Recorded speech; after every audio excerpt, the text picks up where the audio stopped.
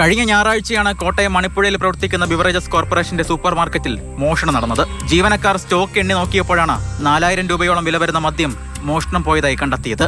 ഇതിനെ തുടർന്ന് CCTV ദൃശ്യങ്ങൾ പരിശോധിച്ചപ്പോഴാണ് ഹെൽമറ്റ് ധരിച്ചെത്തിയ ആളാണ് മദ്യം മോഷ്ടിച്ചതെന്ന് വ്യക്തമായത്.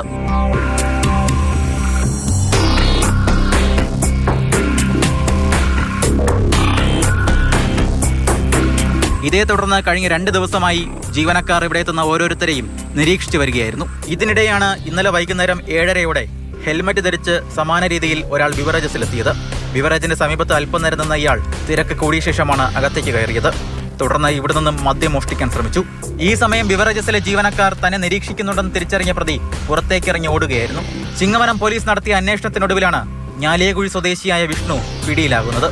പ്രതിയുടെ അറസ്റ്റ് പോലീസ് രേഖപ്പെടുത്തി. പ്രതി നേരത്തെയും മദ്യം മോഷ്ടിച്ചിട്ടുണ്ടെന്ന് പോലീസ് വ്യക്തമാക്കി.